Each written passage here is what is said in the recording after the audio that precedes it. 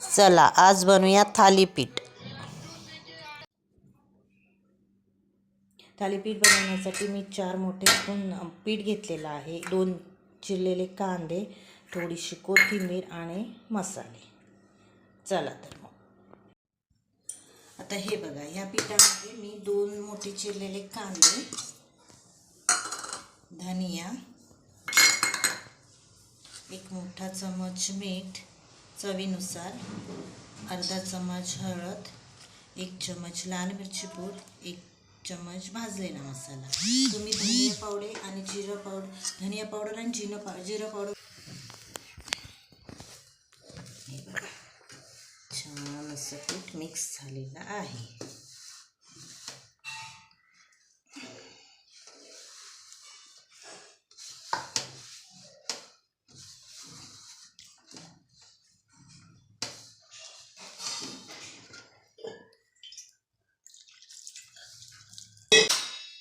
एका बाउलमध्ये ठेवायचं आणि एक कॉटनचा कपडा घ्यायचा.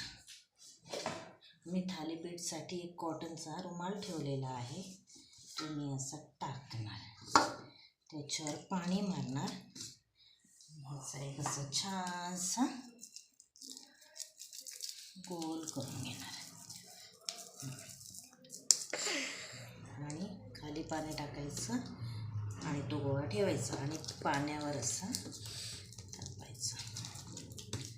किती छान असं थापला जातोय. भाकरी जशी आपण थापतो तसं, पण हे फक्त पाण्यावर आपल्याला करायचं आहे.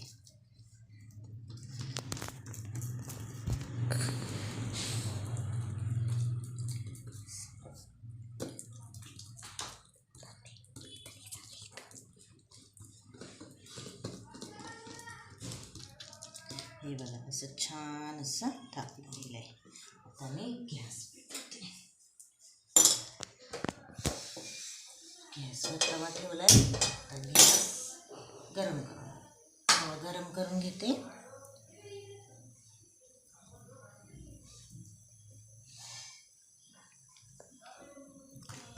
तवा गरम केलेला आहे मी.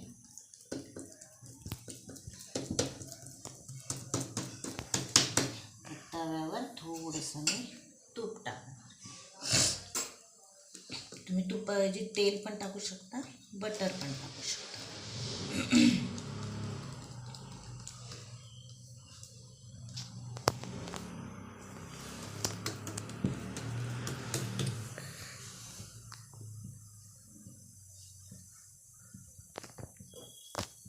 तवा माझा तापलेला आहे. आता मी तव्यामध्ये थालीपीठ टाकणार.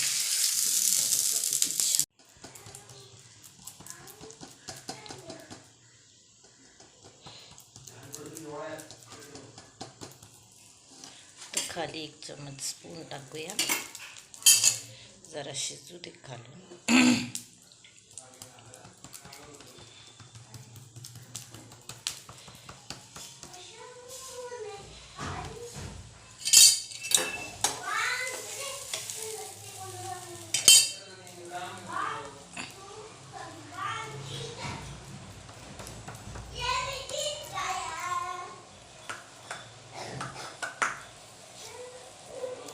तूप किंवा बटरने याला जास्त टेस्ट येते. थोडं आपण तूप,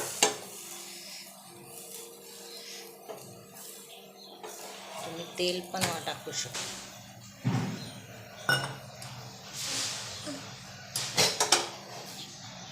झालं थालीपीठ तयार.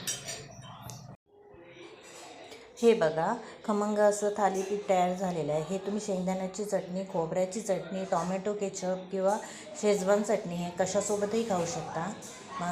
आत्ता मी शेजवान चटणीसोबत माझ्या मुलाला देत आहे. कशी वाटली तुम्हाला रेसिपी कमेंट्स करून सांगा. लाईक करा, शेअर करा. बाय.